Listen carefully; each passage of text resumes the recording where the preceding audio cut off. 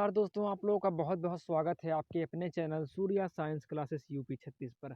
आज हम समझने वाले हैं पूना पैक्ट। पूना पैक्ट का समझौता गांधी जी और अंबेडकर जी के मध्य हुआ था और हम पूना पैक्ट की पूरी प्रक्रिया को समझने वाले हैं। तो ये साल था 1932 का और लंदन के गोलमेज सम्मेलन में जब भारत के कई नेता शामिल हुए और उनमें से एक नेता थे डॉक्टर भीमराव अंबेडकर जी। डॉक्टर भीमराव अंबेडकर जी के समेत सभी नेता अंग्रेजों के सामने अपनी-अपनी मांगे रख रहे थे और अंग्रेजों ने सबको मौका भी दिया।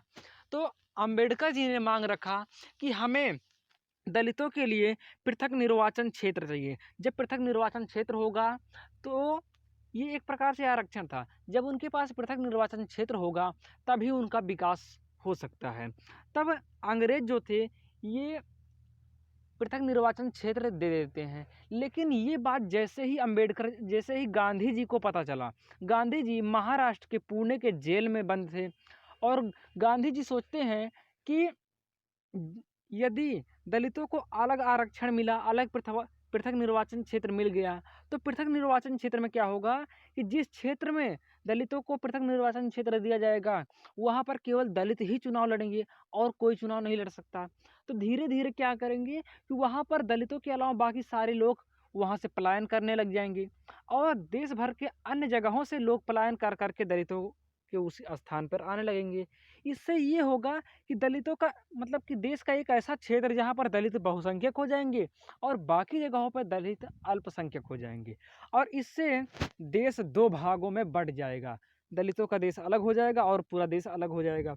तो देश के विभाजन ना हो, इसको रोकने के लिए गांधी जी ने क्या किया था कि अंबेडकर जी को इस बात पे मजबूर कर दिया कि वो दलितों का पृथक निर्वाचन क्षेत्र रद्द कर दें। तो गांधी जी जेल में ही भूख हड़ताल करते हैं और कहते हैं कि जब तक अंबेडकर जी उनसे मिले ना, तब तक वो भूख हड़ताल को नहीं बंद करेंगे।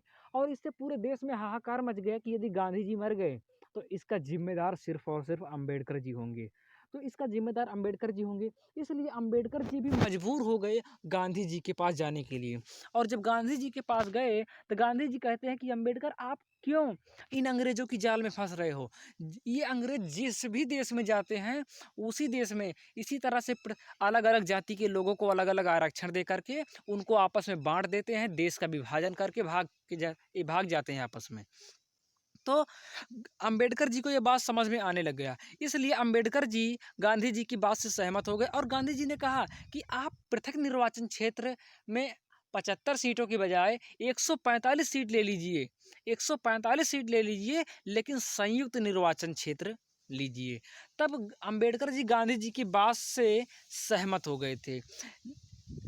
लेकिन अंबेडकर जी के मन में कहीं न कहीं ये विचार था कि ये जो संयुक्त निर्वाचन क्षेत्र है, इससे दलितों का विकास संभव नहीं होगा। क्योंकि पृथक निर्वाचन क्षेत्र में जो दलित होंगे, वो चमचागिरी करने लग जाएँगे। चमचागिरी आप समझते हैं ना कि जो बड़ी-बड़ी पार्टियाँ होती वो चमचों को खरीद लेती हैं और उनको प्रत्याशी बना के उतार देते हैं और चुनाव जीत भी गए तो उस व्यक्ति को अपने हिसाब से काम नहीं करने देंगे, उसे पार्टी का एकदम गुलाम बना के रखेंगे। तो अंबेडकर जी को ये बात पहले से पता था कि संयुक्त निर्वाचन क्षेत्र में दलित भले ही विधायक बन जाए, सांसद बन जाए, लेकिन वो रहेंगे अपनी पार्टी के गुलाम ही। तो अंबेडकर जी के मन में ये संदेह था, लेकिन उस समय अंबेडकर जी कुछ कह नहीं पाए क्योंकि भूख हड़ताल पर गांधी जी थे। तो उम्मीद करता हूँ कि आपको पूना पैक्ट पूरी तरह से समझ में आ गया होगा। मिलते हैं नेक्स्ट वीडियो में, तब तक के लिए धन्यवाद। जय हिंद, जय भारत।